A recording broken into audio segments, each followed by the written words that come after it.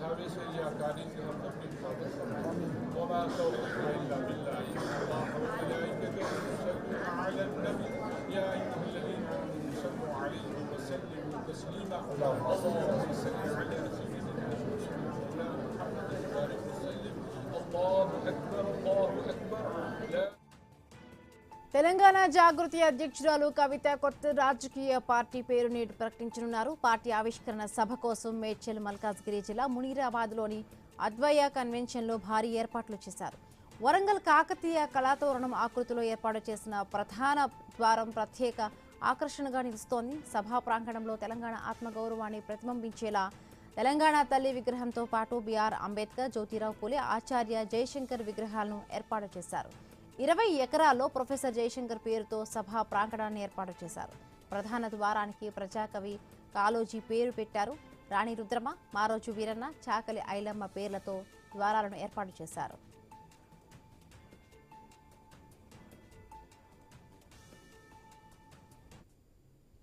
ఇక తెలంగాణ జాగృతి అధ్యక్షురాలు కవిత కొత్త రాజకీయ పార్టీ నేడును ప్రకటించనున్నారు. మరి కాసేపట్లో కూడా సభా ప్రాంగణానికి చేరుకొని అక్కడ ఆ పార్టీ పేరును ప్రకటిస్తారు. రైట్, మనతో పాటు మాట్లాడేందుకు తెలంగాణ జాగృతి అధ్యక్షులు మధు గారు ఫోన్ లో సిద్ధంగా ఉన్నారు. నమస్తే అండి మధు గారు.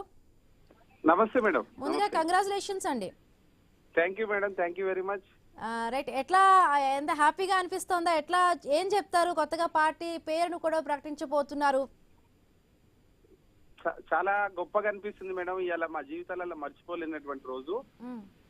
కొత్తగా తెలంగాణ ప్రజల ఆకాంక్షల కోసం బాగా అంటే ఏళ్ల తరబడి నిరీక్షణ తర్వాత ఒక బహుజన సమాజం కోసం కొత్త రాజకీయ పార్టీగా కవితకు నిర్ణయం తీసుకోవడం చాలా సంతోషం.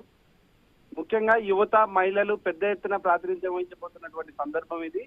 బహుజన ఉద్యమాలు చేసినటువంటి, బహుజన నాయకత్వం వహించినటువంటి యూనివర్సిటీ విద్యార్థులు కావచ్చు, ముఖ్యంగా రేపు రాబోయే రోజులలో మహిళా రిజర్వేషన్ బిల్లులలో మహిళలు కావచ్చు, కొత్త తరానికి ఒక కొత్త రాజకీయ ప్రక్షాళన అనేది జరగబోతుంది. గతంలో ఎప్పుడూ లేని విధంగా ఒక కొత్త రాజకీయ ఆలోచన విధానంతో మేము ముందుకు పోతున్నాం అనేది మేము చెప్పదలుచుకుంటున్నాం మేడం.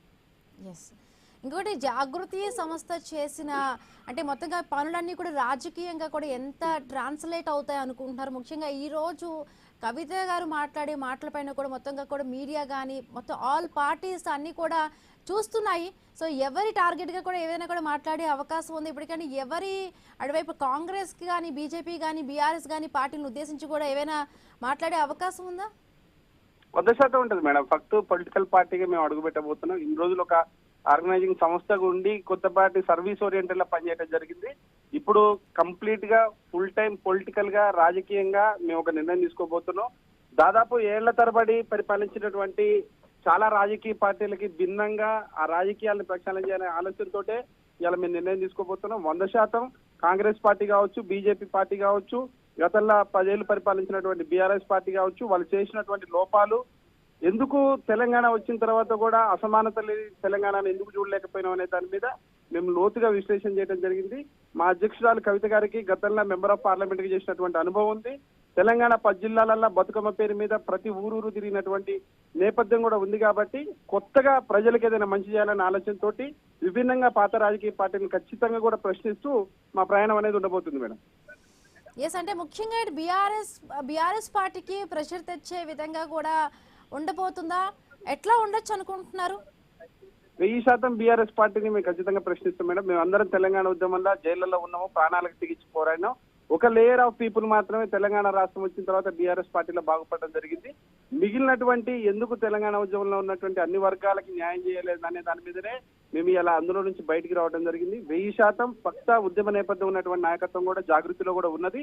బీఆర్ఎస్ లో ఉన్నటువంటి లోపాలు కావచ్చు, గతంలో జరిగినటువంటి వాళ్ళు చేసినటువంటి ఇబ్బందికరమైన వాతావరణం నుంచి వచ్చినటువంటి నేపథ్యం మాకుంది. కాబట్టి 1000% కూడా బీఆర్ఎస్ పార్టీ కూడా మాకు రాజకీయ ప్రత్యర్థి మేడం. రైట్ అండి, థ్యాంక్ యూ అండి మధు గారు.